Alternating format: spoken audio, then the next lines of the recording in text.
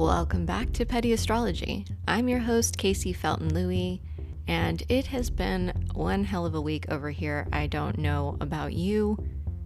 There's been some intense energy out there for all of us, and of course it manifests in different ways for different people, but there is a lot going on right now in the world. We are all observing these escalations happening in more than one place, and it is a time of a lot of tension. And this Wednesday, the day this podcast comes out, on May 15th, we have Mercury moving into the sign of Taurus. We have got quite a lot of Taurus going on as it is, with Venus, Uranus, the Sun, and Jupiter all hanging out in Taurus. And then we've got Mercury going, wait, there's more. And I'm seeing a lot of people looking at their own value and the value of things that they consume, right? We're seeing this movement to disassociate from celebrities because, of course, we're seeing the relationship between media and celebrity and how that often supports empire. And it's not nice when these big figures use their audience for money. They get extraordinarily wealthy through the attention. They've got businesses and projects and connections. There is a lot of money there. And we've talked before on this podcast about the value of our attention. So I think people are realizing that their attention is a resource that they can revoke access to. And wow, it does feel good when you're being undervalued to take back your power in that way. And there are a lot of situations where we will maybe give too much of ourselves to something outside of ourselves and ultimately look at it and we're like, this is actually not helping me get where I'm going. And so with this Mercury transit, you might find yourself considering these things, considering your resources, your time, money, energy, the love and emotional relationships in your life. What are you getting out of them? Are they valuing you appropriately? Are you valuing them appropriately? It definitely doesn't feel good to feel undervalued, to feel like you've given a lot of yourself to something and you're just not reaping those benefits. With Taurus energy, it's like, why would I put my effort into something that's not fruitful for me, right? And so in considering this, considering the fact that we only have control over our own personal energy, what can we do? Well, one, we can value ourselves. We can know our worth. We can appreciate ourselves. And getting to know yourself really deeply and appreciate yourself in very specific ways, I think that really helps. Because if you know your worth, if you know how much value you have, then when somebody undervalues you, if they mistreat you, if they take you for granted, if they are just not adding to your life in the way that you feel you deserve, then sometimes we learn that it's time to reserve our energy for something else, something that is going to grow for us, something that is going to generate for us.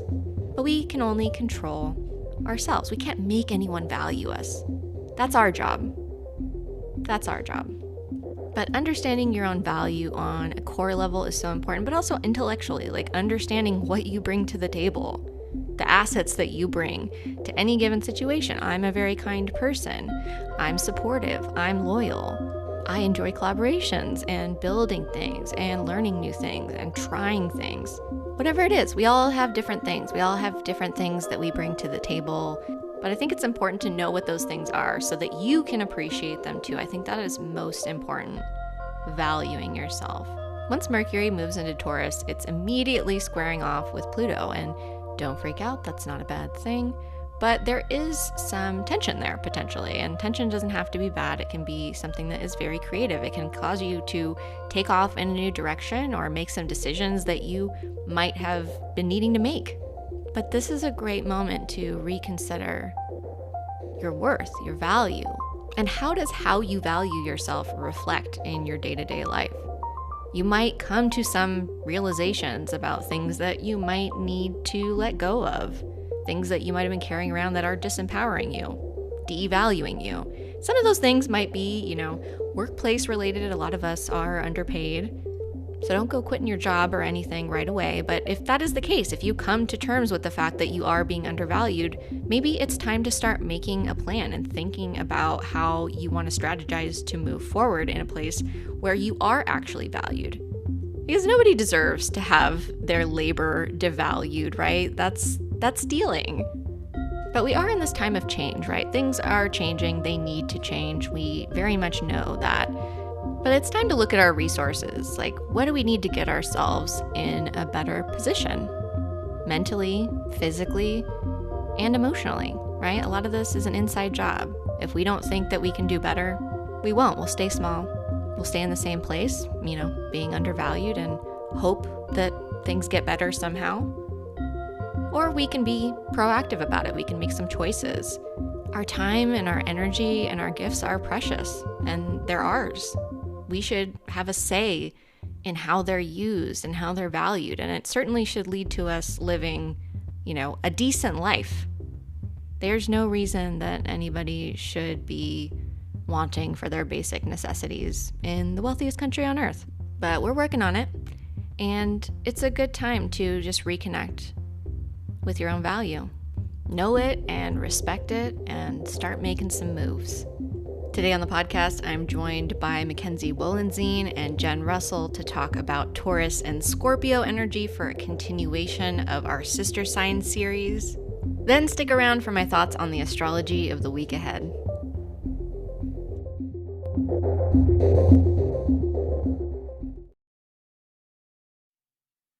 Well, look who we have here. We have our petty astrology regulars, Mackenzie Wollenzine and Jen Russell here to talk about Taurus and Scorpio energy today. How are you guys doing? Pretty good. Yeah, it's a chill Yeah. day. It's a graduation weekend where I'm at, so there's just people all over outside. It's a nice day. Yeah, slay. Mm-hmm. Very nice. Yeah, Taurus season. It's like the sun is shining again. We remember why we enjoy being alive. That kind of thing. Mm-hmm. So the weather's been really good here, and I've been enjoying that. Also, we have another podcast that we've been doing. Jen, you started your podcast. It's Astrology Fight Club. How has that been going? Oh, that has been so fun. It's nice to have a space where we can just chit chat and talk astrology and make it fun and just lighthearted, not super serious, but still like good information when we talk about astrology. Yeah. It's very fun to just let it all roll. I don't know. I love the casualness of the space, and I enjoy our chats very much. So there's a lot more astrology coming out of us, out of this particular group of astrologers. We just can't stop talking about astrology. So that is actually what we're going to be doing. We're recording this episode today, and then we're switching over to Astrology Fight Club after this. So there is more where this came from. So today we are continuing our polarities series, our sister sign series with Taurus and Scorpio. And so we're going to start with Taurus today. It is ruled by Venus. It's an earth sign. It is a fixed sign in terms of its quality. It's typically symbolized by the bull, and it is associated with the second house. It is the second sign in the zodiac. And in terms of the body, Taurus governs the neck and the throat. So, what comes to mind when you guys think of Taurus energy? Taurus gives me like being outside in the garden with your hands in the dirt vibes, like just enjoying nature and like the sounds of the animals around you. It's very like grounded, practical, down to earth sign.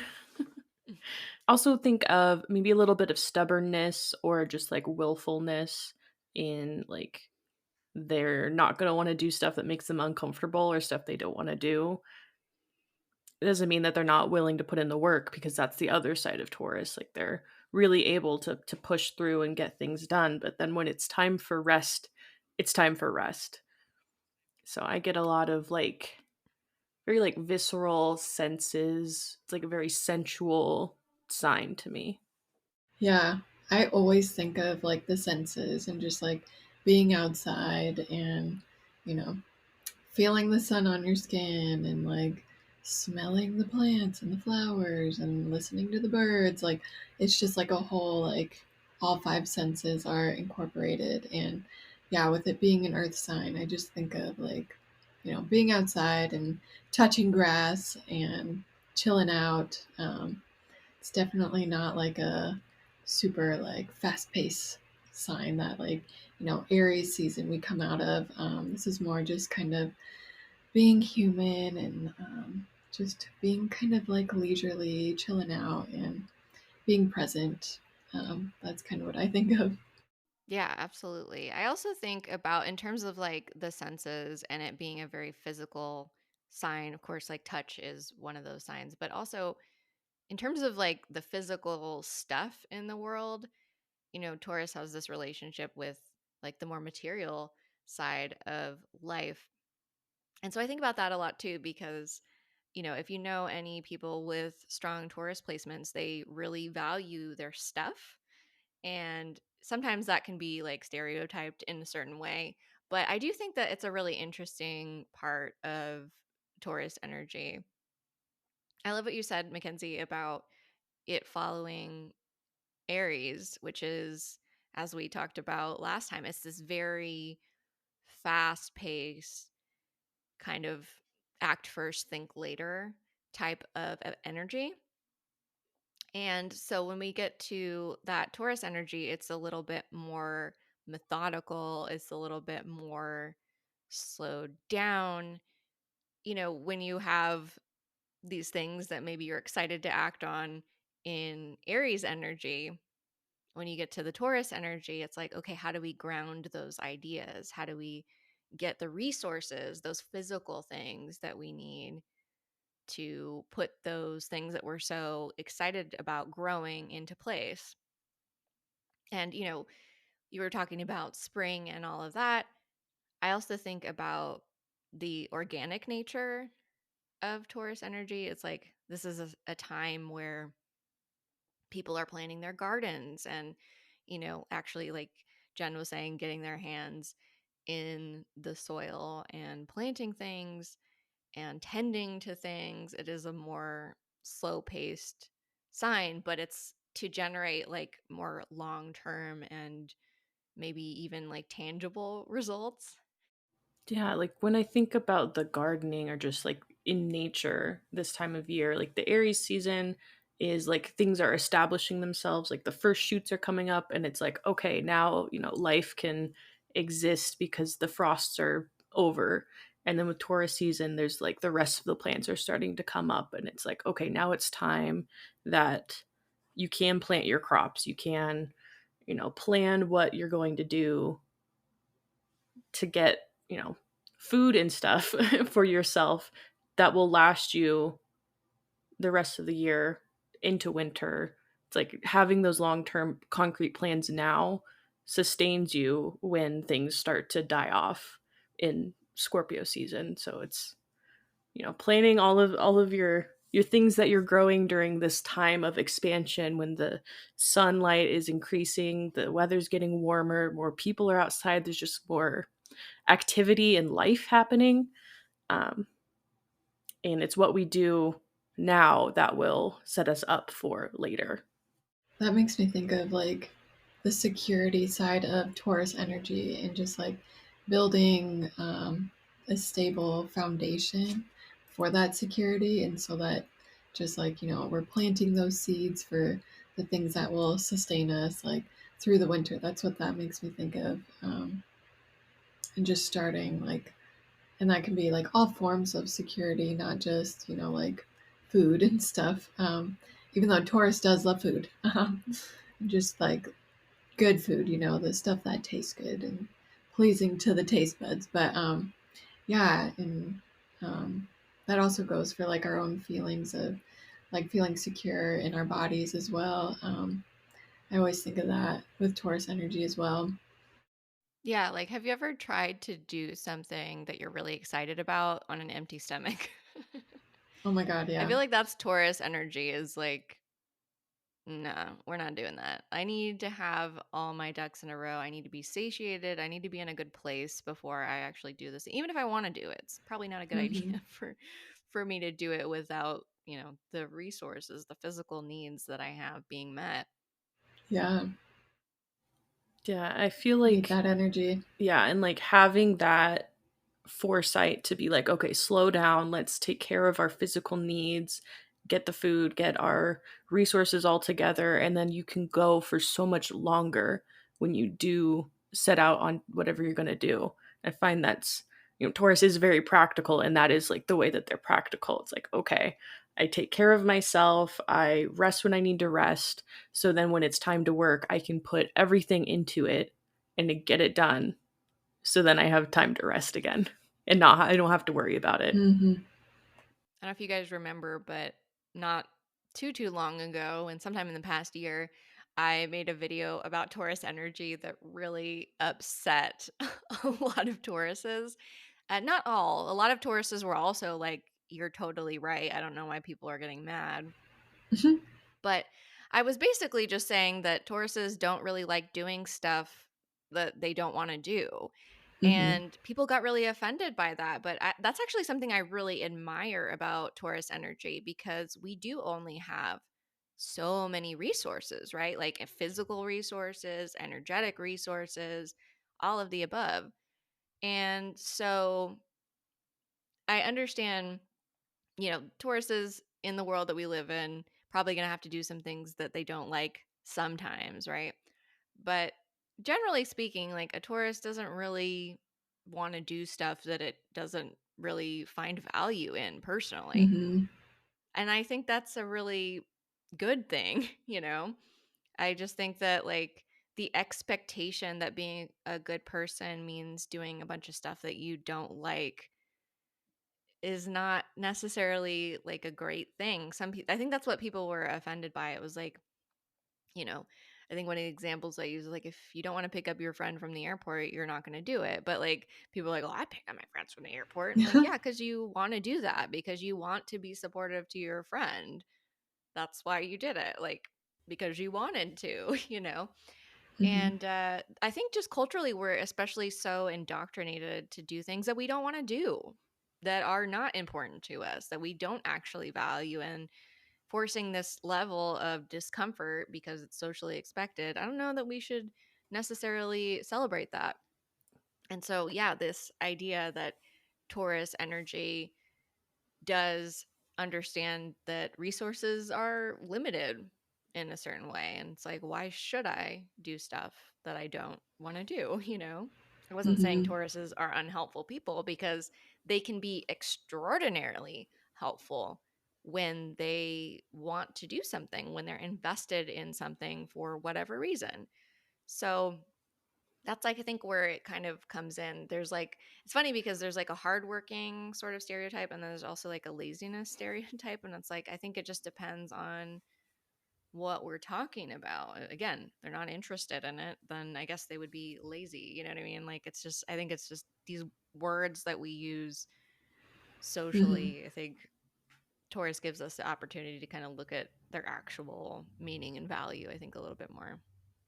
Yeah, definitely. Like, I feel like Taurus is that type of energy that they're not going to do something if, they don't find it valuable or if it doesn't matter to them. Like, I just think they are very in touch with their values and just Taurus energy in general. Just they know what matters to them, they know what they care about, they know their likes and their wants and their needs. Oh my gosh, Mr. Noodle. But yeah, and so they know themselves, I think, at that core, like that energy. And so yeah, they're not gonna waste their valuable energy on things that don't matter to them, things that don't align with their values, which I find very admirable. I could learn something from that energy. Right? Yeah. Yeah, I feel like culturally it's that stupid Protestant work ethic that gets drilled into us, that hard work means suffering. And if you're not suffering, if it doesn't feel bad, then that's not work and you're not working hard. And I feel like Taurus is just like, roll your eyes at that. Like, that's they understand that that's not true. And they a lot of Tauruses that I know have very like long-term goals, and they are unwavering in going to get those things, to like small steps that they're making to go and reach these larger things. And if there's something that you're asking them to do that doesn't service them getting to that larger goal, they're probably just gonna be like, nah, man, like I'm investing my energy into this thing that I want. I'm not gonna like scatter shot and like do whatever you want me to do just because. But they can be very kind people. That doesn't mean that they're not helpful or that they won't like give up some of their time to help a friend, but you have to be a friend of value to them for them to exchange their time and energy in that way. So if you're not a good friend to a Taurus, they're not going to do shit for you. And that like unwaveringness, I think that's where they get that stereotype of being like stubborn, like the stubborn bull.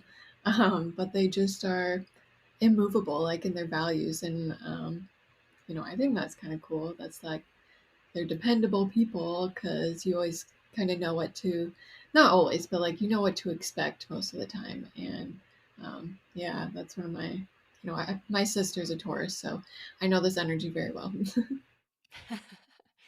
Yeah, and the thing about that I like is that, if somebody that you know has strong Taurus energy, they aren't going to flip-flop on their ideas. They're probably going to take a Hmm. while to arrive at their ideas in the first place, and so therefore they're not going to let go of them that easily. So, it's very difficult, I think, to make a Taurus kind of conform to your expectations.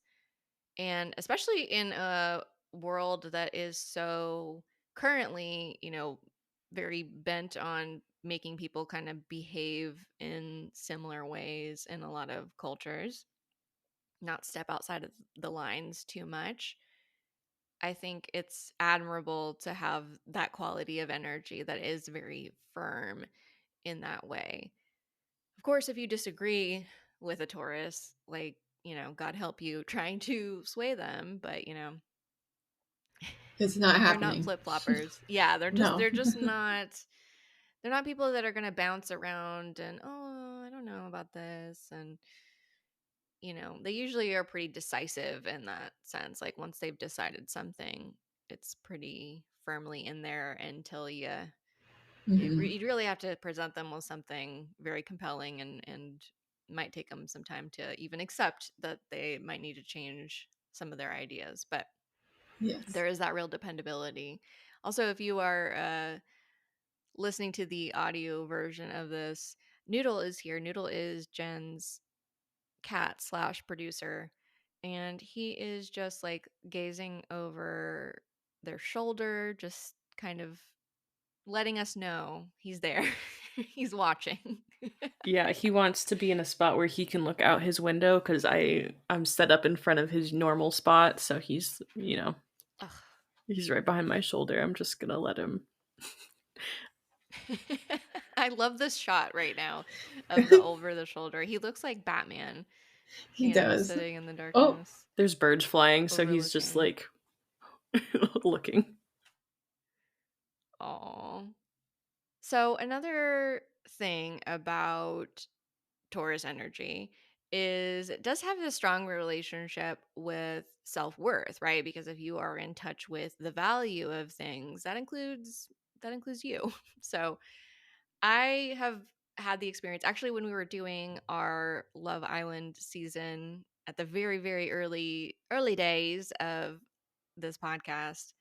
We had a season where there was a person on the show that had like a ton of Taurus energy, and she just was like so confident and so not having people devaluing her worth on a show which is about, kind of switching when you find a better option. She was like not about that at all.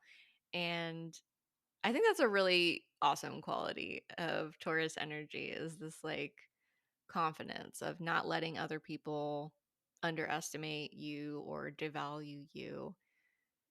What do you guys think about that in terms of Taurus energy and self-worth? I think they just know like how they want to experience life, and I think that goes back to like that unwaveringness where they know themselves, they know what they like, they know what they value, and so it's just like why would they go outside of that, I guess. um, I also find that very admirable, just kind of being, sure of yourself. I think it's that like sureness and um, feeling secure in themselves, which obviously you can't be like that all the time, but I think they're more in touch with that energy than um, other signs, I guess. Yeah, I feel like the Taurus association with value really, like they're good at knowing their own value and what their own skills are. They're not someone that's gonna be like, I'm not good at this thing. Like if they know they're good at something, like they know they're good at it, and you're not gonna be able to tell them anything about that. You can't make them feel bad for stuff that they know that they put in the time and effort to learn. So I think that's really admirable that they don't really let other people's opinions of them impact them too much. They're like, you don't impact my life at all, so like why would I care what you think? I have these other goals I'm going to do. Like I don't care. You're not going to get me off my path just because you don't like me. They're very like just strong in knowing what they're good at, what their strengths are, and then able to utilize that to make their life how they want it to be. So some of the words that I think of with Taurus energy is like very consistent, methodical, can be very dedicated. I would say a little bit conservative, and I don't mean that politically, but there's like a level of caution with Taurus energy. It's going to take its time. It's going to be very deliberate, I think, about how it goes about things. Sensual, I would say. Also, there's this relationship towards stability and comfort and reliability. I think Taurus values like consistency and calm, beauty, security. Also, another thing is Taurus energy can be very creative in that sense, like in terms of, getting your hands in the soil and gardening. That's one way I think that people don't necessarily like, it's not the first thing that comes to mind when we talk about creativity, but it's literally creation. And so we can see some people that have strong Taurus energy, they can be very artistic in a certain way, they in maybe a more traditional way, but they can be very crafty people or people that have a lot of very practical skills as well. And yeah, so that's what I've got for Taurus energy. Did anybody want to add anything before we move to Scorpio? Think about, we got a good primer on there. Okay, so Scorpio. So Scorpio is ruled by Mars traditionally and Pluto in terms of modern planets. It is a water sign. It is a fixed sign. It's typically symbolized by the scorpion. It's associated with the eighth house. And in terms of the human body, it is associated with and governs the genitals and the urinary and reproductive systems. So go piss, girl. What comes to mind when you think of Scorpio energy? I think of like deep emotions and um like diving into the psyche. Like it gives very like, I don't know, like mysterious cave vibes. Like, they are very deep and not afraid of like maybe the more morbid things of life. Like they're not I don't know, they're like open to talking about anything. Like you're not going to scare them by getting down and dirty with the details. Like they probably like they want that.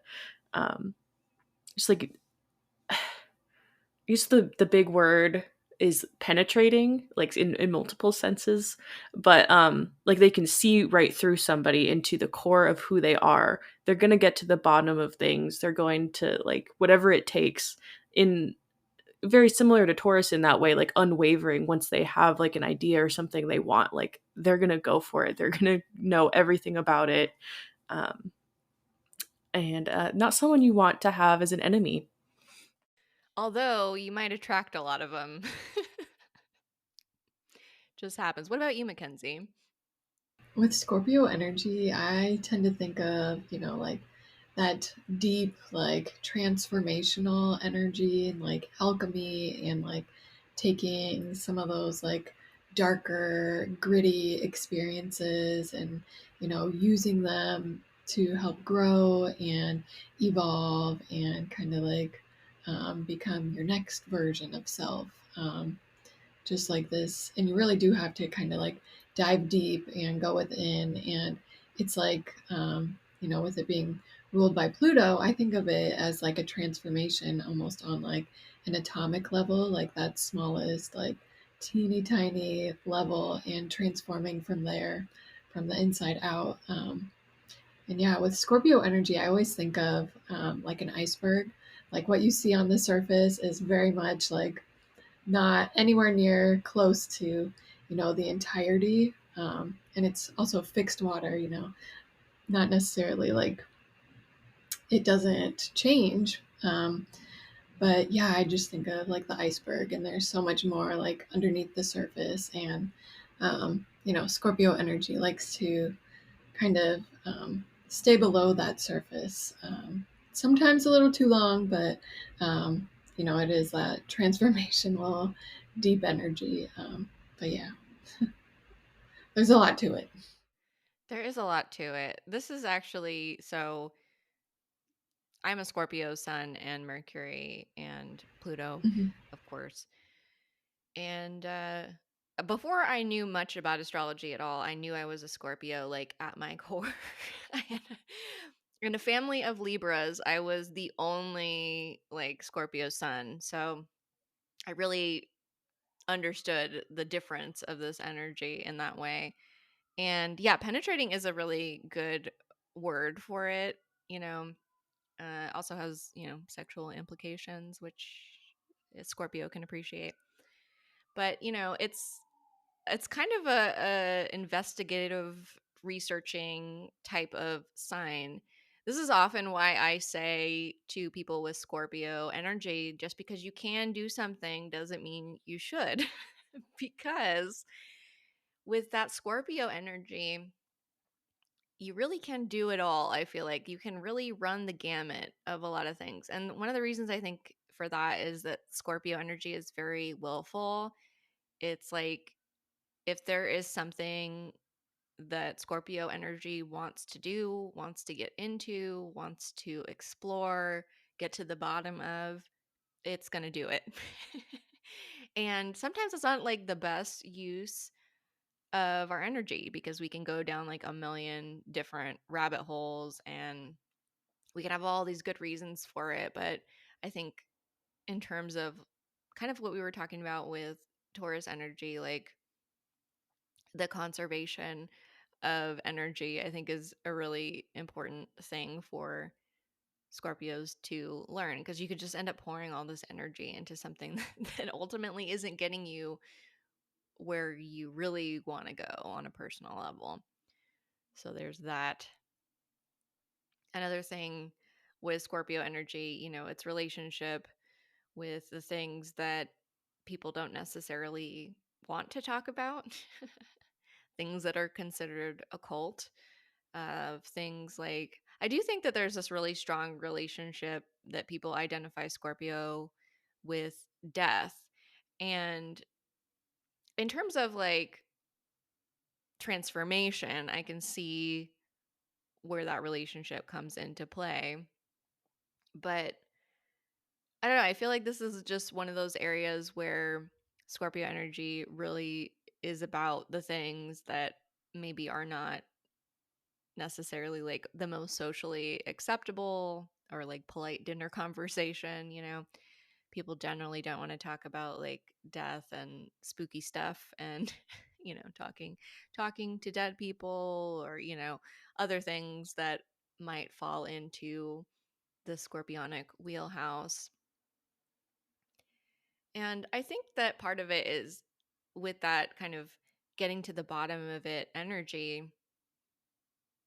How can you have a complete understanding of life if you're just excluding certain topics that might make people uncomfortable? Like, those are just as much a part of the human experience as anything else. And so, there's this kind of almost bravery, I think, with Scorpio energy in that sense. It's just like not really bothered by things that might bother other people. I think that gives it a lot of flexibility in a certain way. It's like kind of go wherever it can kind of do whatever it needs doing as long as it's falling in line with, the Scorpio's intentions or whatever little rabbit hole Hmm. they're going on. I think that goes with like, diving beneath the surface as well. They don't like to talk about like the weather, things like that. Like they can, but it's not enjoyable. They like to dive beneath the surface and talk about death and like tell me the worst thing that ever happened to you or your like deepest, darkest secret. Um, and it's funny. I think a lot of people with Scorpio placements, people do tend to tell them their secrets. Like it's just kind of like this, like you're like a lockbox. I know it because I have a Venus in Scorpio placement, and so a lot of people do tell me their secrets, and sometimes people that I just meet, which is always fun.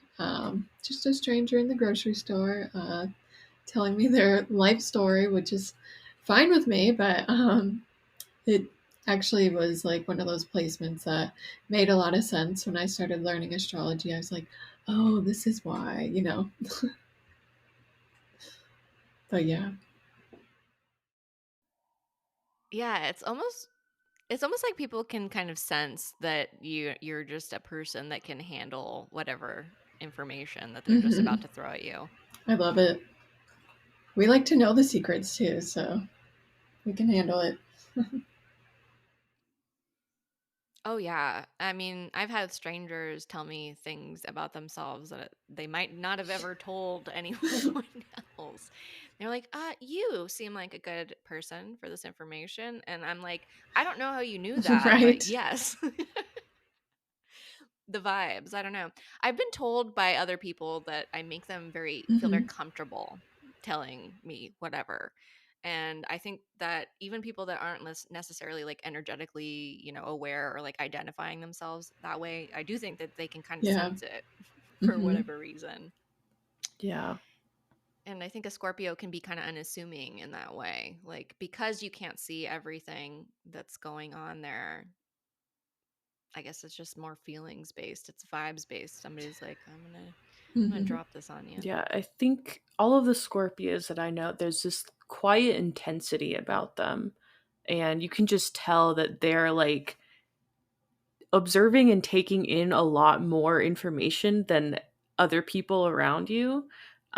So you just like look and be like, there's something, this person knows what's up. So like there's just this sense of like they are seeing through that surface level layer, and they're looking like when people are speaking to them, they're seeing like, okay, why are they saying that? They're using these specific words. So, maybe I can like infer something about their mental state or their emotional state. And like you could just feel like you're getting the same information as like everybody else, but there's like so many more layers that they have access to. I think because they're not afraid to see the darker side of things. So, it's not even a judgment of people. It's just like a noticing, being like, okay, well, that's there. Like, I don't necessarily like dislike that person, but there's like, there's something up, and it's like noted. It goes back into their little files that they have on people. Yes. This, I think, is part of the reason why I became an astrologer, to be honest. I have that Scorpio Mercury, and it's just like my whole life I've been watching people and watching the little weird things that they do and the things that they say that they don't necessarily clock that they're saying.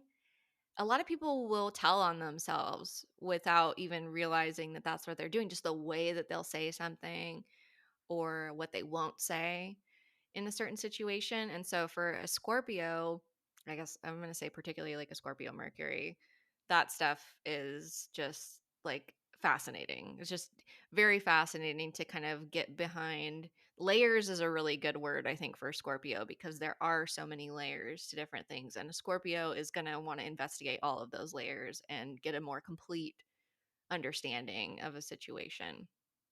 I think that there's a real sensitivity with Scorpio to power dynamics, I think, because of that. And I think that Scorpio energy is tends to be very aware of the different ways that power can kind of manifest, and that power doesn't always mean like the person standing in front of everybody and telling them what to do. Like I think Scorpio has a very in-depth understanding that power isn't always necessarily, the person that's being presented as, being in power, right? Which is something I think culturally that people are really learning right now, like that the people that are in charge of like making all the decisions are not necessarily like the only people that are, calling the shots on a massive social scale. And so, yeah, I think there is this real sensitivity to like all of the layers of a person or people and how they interact and the reality behind the situation. There's a lot to it. There's a lot to it. But I think because of that too, one of the stereotypes that comes to mind for me with Scorpio energy is that it can be considered manipulative to be, one so in touch with all of that information. It's kind of like, I don't know, it's almost considered like seedy sometimes, right? It's like, why do you know this? Why do why do you even have this information? Why are you even paying attention to that? And sometimes it's like, oh, it can almost feel like people read it as like almost puppet master energy because of that, and like because of noticing all of the details, or because of this maybe softer understanding of what power is than maybe what we might think of power being. I think because of that, like, hmm. Well, so Scorpio also comes after Libra. And so in Libra, we learn like these, the kind of politics, right? Like social politics, presenting things in a certain way that is mutually beneficial. And then like with Scorpio, I feel like there is this, I don't know, I don't even know how to phrase this well, but It's like a deepening of those Libran things, like, mhm, those one-on-one close mhm. personal relationships. And then in Scorpio, they become more intimate and almost like a merging and a sharing. That's kind of how I think of how it goes from Libra energy to Scorpio. Yeah. It's just like a deepening and an intensifying. And um, yeah, Yeah, I like that observation of, yeah, with Libra it's we're coming together as two people, and then in Scorpio it's how are we blending? How is that relationship changing each other? hmm Like, when you meet a friend and you hang out a lot and you kind of rub off on each other, you get mannerisms that you guys share, there's turns of phrases that you'll use. And then like just as you get to know someone deeper, you learn their little quirks, you learn maybe what their story is, what they've gone through, and how that has changed them. And those stories and things that you speak with other people about change you as well. Like your perspective and just your way of seeing life can be very altered just from meeting and getting into a deep understanding of another person. So that's kind of what I see with Scorpio. It's, seeing each other's deepest, darkest like secrets, or whatever, like the side of you that you maybe wouldn't share with other people, and still accepting and just being like, we're we have a relationship and we're two people that, we're not perfect, and um, don't have to pretend that we are. And then that's such a more authentic way of relating. Yeah, I really feel like with Scorpio, it's kind of this energy that really like craves honesty and, sometimes loyalty, but I think honesty is like the important part with Scorpio energy. And I think that goes with Taurus as well. But it's kind of like with the Scorpio energy, it's, you want to understand like the core of someone else. And so you need like complete and utter honesty, like no matter how hard that truth is. Scorpio can take it. And so they just want that deepening and that honesty. And when they can, notice somebody is honest with them, I think that's when that trust comes in. And a Scorpio's trust is hard won. I feel like it's not something they give away freely.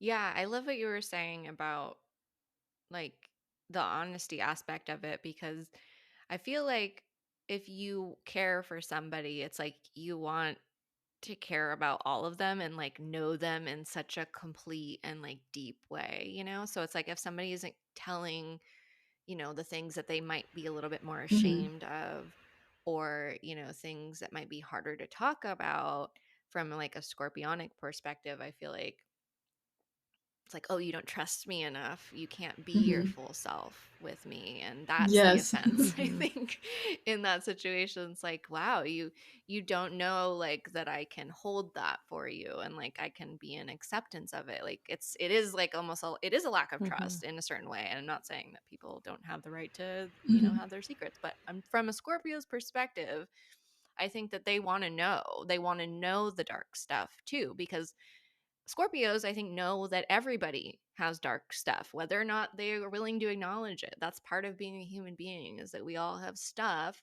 that we're not necessarily, flaunting in front of everybody. And we might even be able to acknowledge it to ourselves in Hmm. some cases.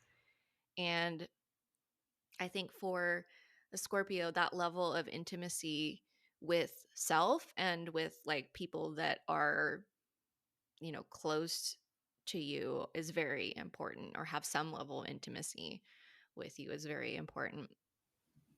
I think that Scorpio probably doesn't do very well with like people pleasers because they're like presenting this sort of facade of like who they are and accepting treatment that they wouldn't, that they're not actually okay with. And I think that when a Scorpio finds that out, it was like, really, you didn't think that I would still be your friend or like accept you even if you didn't want to like go and do all the things I want to do?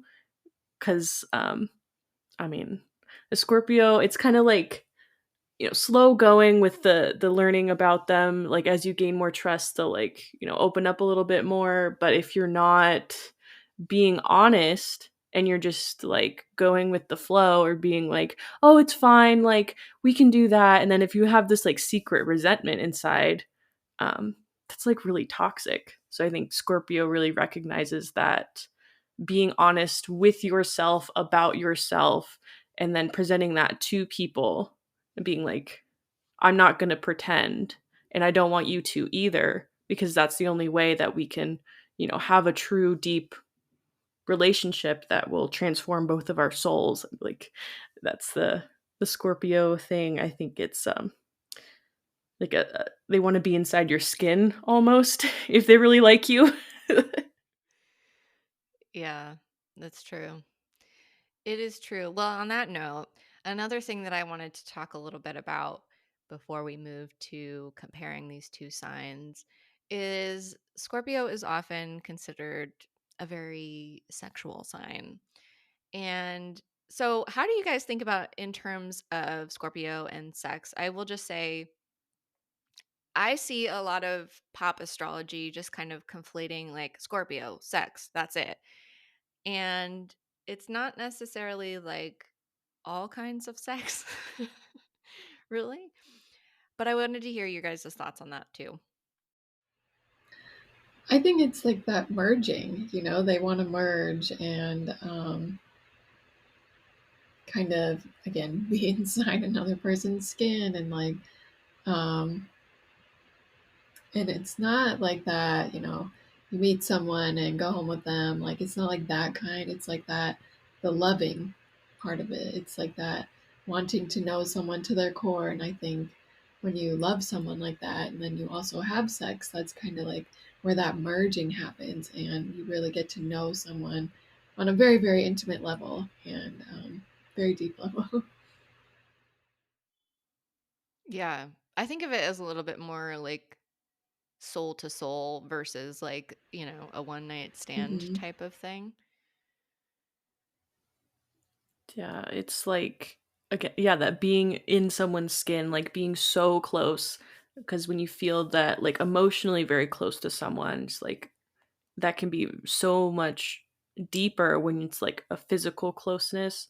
And especially, I mean, sex is kind of like a magical sort of ritual that two people can do together. And when you do have that deep, like I see you for who you are, you see me for who I am, and we join energy together, it's like it could be such an intense, like incredible experience when you have that deep connection with somebody, versus just like very casual, like, oh, it's just a fling, like purely physical. I feel like with the Scorpio, it's deeply emotional and personal to share, to Hmm. let somebody in.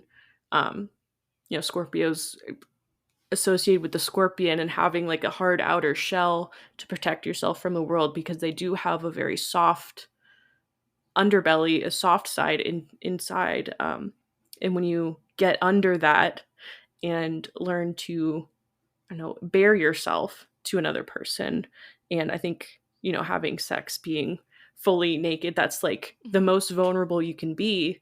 And if you can do that and have like a caring union, um, it's like mutually beneficial. It's really a magical experience. It can be so much more intense than anything else you've ever experienced. Yeah. I also think about it in terms of not just the emotional connection. I also think about it in terms of like kink, even because even if you aren't like, I know for people that are involved in communities that revolve around kink, it's not always necessarily like we're in love, but there is this like intimate bond. Obviously, you're doing things that are very intimate. So there is this like level of trust there. And also, you're doing things, by definition, kink is something that is maybe a little bit outside of the pale. It's not, it's not vanilla. So there is this like other, I don't want to say like, it's not always, romantic love. There is another kind of love, I think, in a kink kind of relationship. Like, because you could be, have a partner that is not necessarily like your romantic partner, you could just be play partners essentially.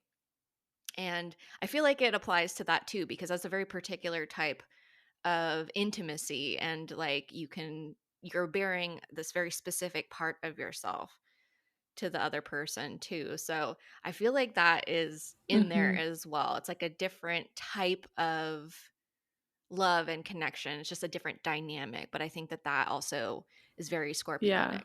There's like an Yeah, arrangement. it's like you're sharing your very deep desires, and often that those things come from maybe past traumas that we've experienced, or you're like working through some psychological blocks, and being able to do that with somebody that you deeply trust. Like that's a really powerful experience to be able to be like, well, this is what I like, and that comes from my past, and you have things from your past, and being able to be like, okay, well, we see each other, and Hmm. we can work through it. It's another type of Right. vulnerability versus like just like Hmm. romantic love. There's like intensities in both ways, and it can be transformative. Yeah. Especially in a culture that is very puritanical, very sex negative in a lot of ways. Some of the most intimate things that we can do is just like disclose what we are Hmm. into. So I feel like it's very scorpionic in that way too. It's like it is this information that most people are not going to have access to. Well, let's talk about Scorpio and Taurus energy together as sister signs, as a polarity. because I do think that this conversation actually leads very nicely into it, because I do think that Taurus and Scorpio to me are two of the most sensual signs. Like these two signs to me, like they like to fuck, you know. Not always, not in all circumstances. Don't go out and bully people. But I do think, just we're speaking very generally here, I do think that these signs are, they know how to enjoy the physical pleasures of life in a lot of ways. One thing that I discovered when we were doing Planet of the Month Club with Lori Rivers was we were talking about Mercury signs, and I noticed that like with Taurus and Scorpio, like sense in terms of our senses, like they can be extremely strong, like freakishly strong. Actually, last night I was talking to you guys and I was like, I feel like I could smell somebody's perfume down the block. Like it's unbelievable sometimes. Turned out it was probably maybe a psychic experience that I was having. Story for another time. But I do feel like these are signs that are just like so sensitive in that Hmm. way. Like taste, smell, touch. It's like it's unreal. Yeah, definitely with Taurus, I think of, like the five senses. And then, on the opposite side with Scorpio, I almost feel like it's like that sixth sense where it's like a psychic thing. And, you know, that doesn't mean that if you're a Taurus, you don't have like that psychic thing. But just like those energies, that's kind of how I feel about them. And yeah, it's just like a heightening of them, I guess. I don't know. Yeah, no, that's completely on, I think, because Taurus is, of course, it's an earth sign, and Scorpio being a water sign, I feel like the senses in water, there is a little bit more of that sixth sense. There's a something Hmm. else happening there. Taurus is very, this blanket feels very good. This food tastes delicious, and not that it can't be like that with Scorpio, but you're right. There is these kind of extra Hmm. sensory things Yeah. happening, it feels like, with Scorpio energy, where it is emotional senses as well. It's, Like pick psychic. like picking up on like the things that are like not being said, and like those undercurrents of like the room, of like the vibes, like someone could be smiling but like they could be secretly like mad at someone, and like Scorpio's picking up on that energy, and like that goes back to like that honesty. They're like, okay, that person's not being honest in this situation. And yeah, just very sensitive to the vibes. Yeah, it's like you could feel it. It's like, what in the hell is Yes. going on here?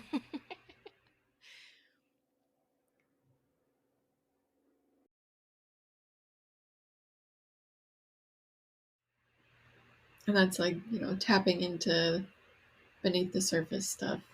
um, and I think Taurus in a way is also very sensitive to that, but they're like, I'm going to stick to like what I'm feeling in my body, like feeling the soft blanket, like grounding themselves.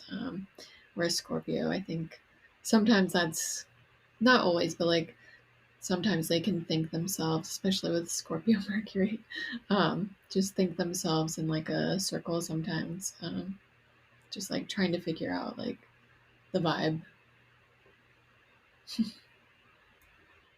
I do think that another thing that both of these signs have in common is they are generally considered pretty stubborn, pretty pretty hard to move in a certain way. I do think that we talked a bit about Taurus, and it takes its time to arrive to, its feelings and decisions and things like that. Whereas with Scorpio, I feel like there is, because there is so much information and sensory gathering. Yeah, it's kind of a similar thing. It's like, well, I unless you can show me something that contradicts all this evidence that I've gathered, not inclined to change my mind on that. Yeah, it's because Scorpio is going to be digging deep and doing the research and finding all of the little pieces, and they don't just like arrive at something for no reason. Like they're going to try to get the truth and they're going to do their research and get to that. And Taurus is kind of similar in that it can be they're like slow to develop an opinion, be like, okay, I don't really know a whole lot about that, but I'll like feel into it and figure it out. And both of them, you know, in different ways take a while to arrive at an opinion or a decision, but then once they make it, you're going to have to really, yeah, come with receipts and evidence and a good argument for why that is not the way that they should be thinking about something. So they both have that sort of like Absolutely. steadfastness and longevity in their actions, and really willing to see things through to the end. And that can be kind of scary if you've made them mad and they're like plotting revenge on you. Like it could be years down the line and they get the opportunity. You're like, they're going to get you. They didn't forget. This is true. This is absolutely true. Yeah. There's an endurance, I think, with both of these signs where it's like, it doesn't really matter how long it's going to take. If they want to do it, like they're going to figure it'll also probably manifest an opportunity to handle things at some point too, because I feel like both of these signs are very desirous. They are both signs I feel like that are very in touch with like wanting. And so that kind of wanting and that desire, and like when you put it out into the universe, I think oftentimes you find that the universe will eventually, you know, arrive with some opportunities, you know. So there is, it doesn't always happen right away, but yeah, these are both signs I think, yeah, because they don't change their mind often. If you've done something that they consider wrong, they're not soon to forget that, and it, even if it might be filed away, they're not gonna, they're not gonna let it go. Yeah, there's like a special place in their brain for those things. I mean, like, okay. Yes. A little dungeon, yeah, a file room, absolutely. And with that, like I do find that both of these signs are incredibly resourceful. They find different, they might do it in different ways. I feel like Taurus might be a little bit more,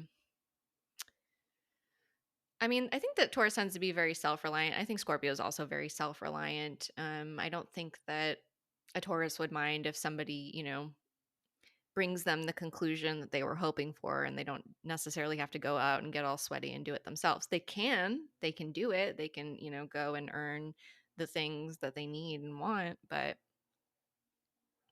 I don't think they mind a little shortcut if somebody offers them the opportunity. So it's like, you know, they're flexible, I think, in that sense. But I think both of these signs, if the desire is there, they're going to find a way to make it happen. And I don't think that either of these signs is terribly concerned with how long it's going to take. Because the desire is really the important part, I think, for both Taurus and Scorpio. Yeah. It's like for both of them, being honest with the self is really important because Mhm. that's how you know what you want, really. If you know yourself really well and you know what's, you know what you want, you know what's going to make you happy, what you enjoy, what makes your senses feel good, then when you set your mind to that, being like, okay, well, that's the ultimate goal, because it comes from self, nobody's going to be able to sway you from that or get you off the path entirely. Like you might be delayed by something, but you're still going to go back to it because, that's the thing you enjoy. Like why would you not? So that is what we've got for Taurus and Scorpio. Let's look at some of our most standout I know this week, especially in social media, people are not super hot on celebrities. And the reason that I talk about celebrities on this podcast, I've said this before, but it's not because they're more special than us. It's because we have their chart information, just people that we all have like a cultural understanding of. So, some well known Scorpios, we've got Leonardo DiCaprio, very famous Scorpio sun. We've also got Hillary Clinton and everybody's favorite. And Bill Gates is also a Scorpio sun. What about Tauruses? Who comes to mind when we think of Taurus energy? Robert Pattinson. Robert Pattinson he's got a Taurus sun, a Taurus Mercury. He might even have a Taurus rising. Yeah. Kanye West also has a Taurus Mercury. He's very stubborn, so that makes a lot of sense. We've got. I think of I Cher. think of Cher. Cher is, what is she? She's a Taurus sun. Yes, I believe so. Got Kate Blanchett. Yes. Taurus sun and Saturn. She really has that graceful, I feel like, quality that a lot of Taurus, especially women, I feel like have. Yeah, she's a Taurus rising too, so it's like the physical appearance of that. There we go. Gigi Hadid. Naomi Campbell is a Taurus. Audrey Hepburn. Gigi Hadid. She's a Taurus. Oh, Audrey Hepburn. See, there's a lot of like sensual people, the fashion designer Jean-Paul Gaultier, he's also Taurus sun and moon. She's like people that are, the famous people, there's a lot of like, they're very beautiful or involved in fashion or art. Right. Well, we were talking about Hitler earlier. Hitler is a Taurus sun and Venus and was a failed artist, famously. Oh no. I know. Another well-known Taurus Venus is Princess Diana. I think she really exhibits that Taurus Venus energy very clearly. Just somebody that did have this kind of gracefulness, and also was considered like a fashion icon. We've also got once again, Kanye is a Taurus Venus, well-known artist. Prince was a Taurus Venus. Both Amber Heard and Johnny Depp, Taurus Venus. I bet Mackenzie knows some famous Scorpio Venuses. I'm sure I do. It's okay. I might have to look them up. One would be Leonardo DiCaprio. Not off the top of my head. Vladimir Putin. I know you love Vladimir Putin. You relate so much. I share a lot of personal planets. Right? Isn't that funny? You're always reminding me of Putin. I'm just kidding. I'm just kidding. I hope not. In what way? I'm trying to think of what way you could possibly. I know. You're so Vladimir. I don't know. Right. Yeah. Hillary Clinton and Bill Gates also are Scorpio Venuses. Always telling Mackenzie, you remind me of them. Gandhi, who's a Scorpio Venus. Gandhi is also, and I know I've already talked shit about Mother Teresa. Gandhi is right on the same list, like people that are regarded as, very awesome. Not so. This is really quite funny, but another famous Scorpionic individual is Drake. Drake has a 0-degree Scorpio sun and a Scorpio Venus, of course. He thinks he's Joe cool. Biden is also, he thinks he's so cool. Yeah. He also thinks the D is fire, and I don't think it is. So another famous person, I don't know if you've ever do you guys know who Joe Biden is? He is a Scorpio sun and Scorpio Venus with a Taurus moon, so hitting both on that one. Charles Manson, famous Scorpio Venus and Scorpio sun. And he was also a Taurus rising. So something to think I about. got Frank Ocean is also a Scorpio Venus, Sun and Mercury. Slay. And a cat moon. Oh, yeah, Martin Luther King. Winona Ryder.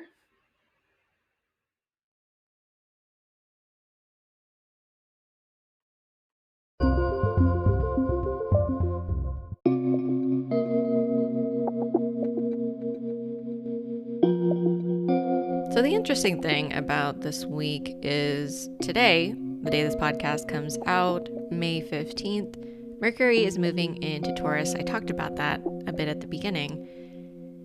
And what's interesting about it is that pretty immediately it's in square to Pluto. So, there is going to be a little bit of tension, I think, this week, some change. And I think people tend to be uncomfortable with change in general, as we're seeing, because we are dealing with a lot of change and people are very uncomfortable. So I think there will be room for more of that, absolutely. But like I said, this can also be energy where you're using any friction to kind of identify things that may need to shift for you to be embodying your own value in a better way, to enjoy your life more. And right, isn't that what we're here to do? Enjoy our lives and not suffer through every single day? I think people are going to be very in touch with that. And speaking of, with all of the protests and other movements that we're seeing going on, looking at the astrology of this week ahead, I feel like we are going to continue to see people going out, marching, doing direct action in a variety of ways. I think those of us that are concerned with social justice will have good reasons to be upset this week. And I also think we're going to see people continuing to take direct action, galvanize, do something about it, right? I think the people that are feeling the weight of their beliefs that what they're witnessing is wrong and that perhaps they could do something about it, whatever is within their control, I think more and more people are going to be coming to that realization and taking action. I'm looking at Saturday, May 18th in particular. That day looks tense to me. I think this is a good time in general to be taking precautions because, of course, when we do direct action of any kind, we really need to be watching our own backs. We need to be taking care of the people around us if we can. And, just practicing safety in every sense of the word. That day could also be very inspiring in certain ways as well. So on a personal level, you can always have a great time with any energy, even if it's a little, tense, it's a little bit uncomfortable. We can acknowledge discomfort, right? And we can move through it. We can try to move to a place that's a little better than that. And then maybe when we get there, we can go a little better than that and work our way up to feeling better, It's Taurus season. It's time to be as relaxed and chilled out as a cow in a beautiful pasture, right? There's time for that. There is time for that in between the work. The other big event of this week is we've got the sun moving into Gemini on Monday, May 20th. So, enjoy this last bit of Taurus season. We'll still have plenty of energy in Taurus, so, you still get a slow goodbye on that one. But I like Gemini season. It is a bouncier energy. Taurus season has been very sleepy for me. I don't know about you. It's just, I've been very in touch with how much rest and nourishment that I need. And that's all good and dandy, but I got a Gemini Mars and I like a little chaos. I like a little nerding out. I like a little intellectual stimulation, some yapping. I'm curious to see how the podcast is going to evolve during Gemini season. I'm sure I will be here. I will be talking. I'll probably be doing some good talking, good chats. So, there is a buoyancy to Gemini energy that can be really fun. I do feel like we're going to continue to see people educating themselves on what's happening in the world. Maybe we'll see a little bit more communication. I'm sure social media will be popping. The interesting thing about that is that, the sun moves into Gemini and it's trining off with Pluto right away. So, there will be some intensity to that energy too. And of course, intense doesn't mean bad. Doesn't mean bad.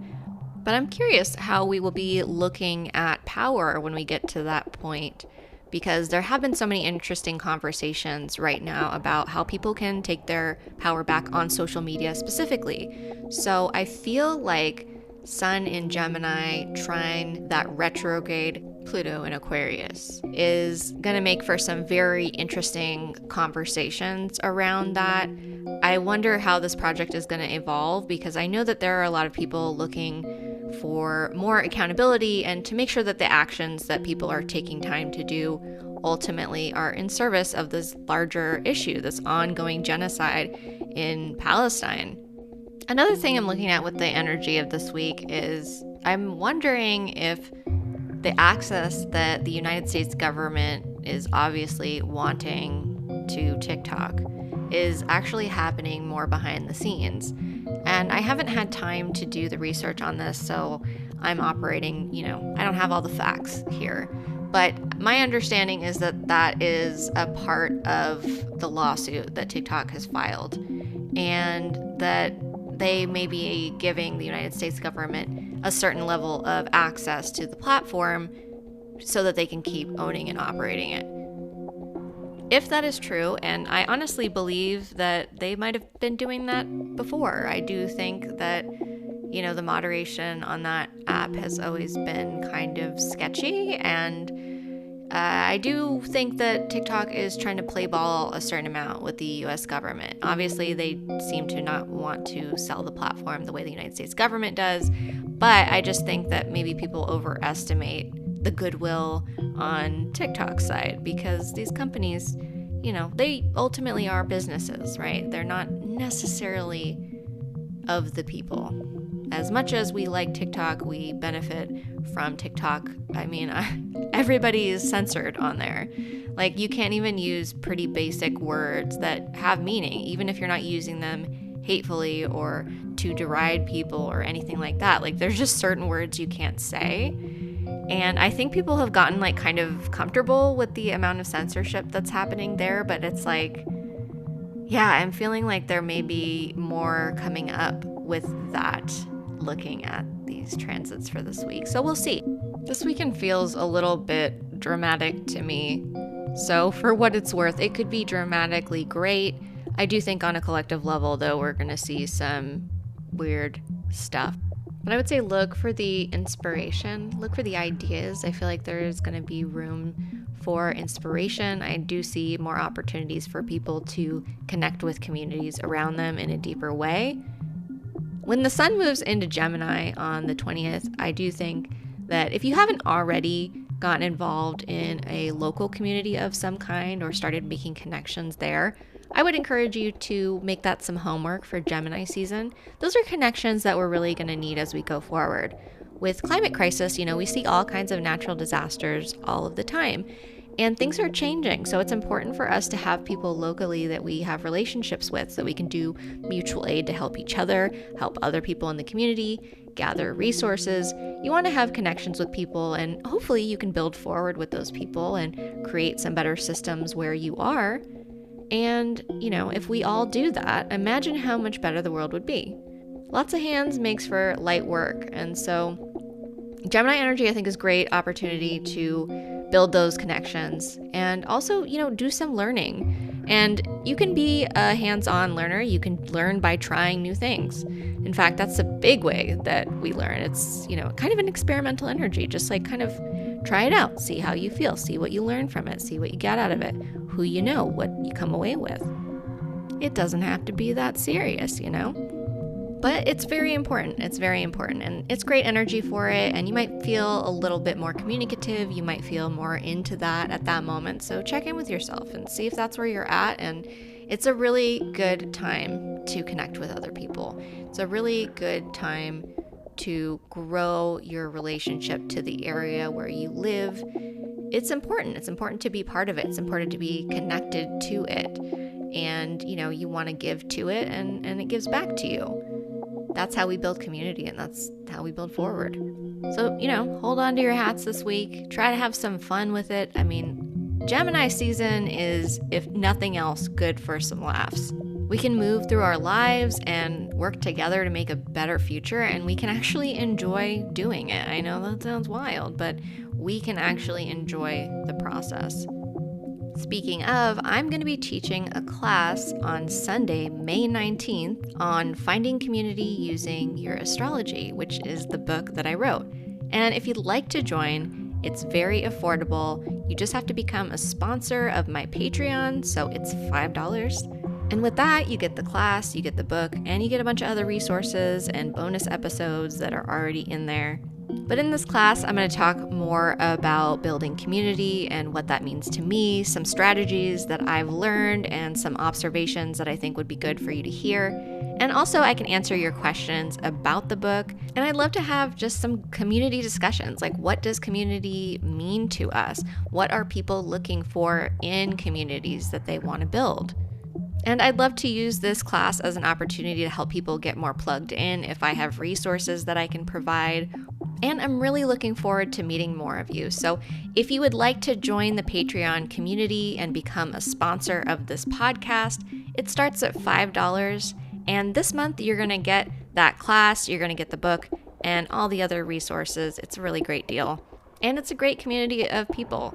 If you're interested in the subjects that I talk about on this podcast, there's a good chance that it would be good to know each other a little bit better. So that's Sunday, May 19th at 1 p.m. Pacific. And if you can't make it, don't worry. I'm going to record it, so it'll be there. But some of this class is going to be interactive. So if you can be there, I'd love to have you. The link to join is in the show notes. That's it for today's episode. I will be back at you next week. It'll be Gemini season. I'm going to be yapping for you. Don't you worry. This episode was produced by Lori Rivers and brought to you by my sponsors over on Patreon.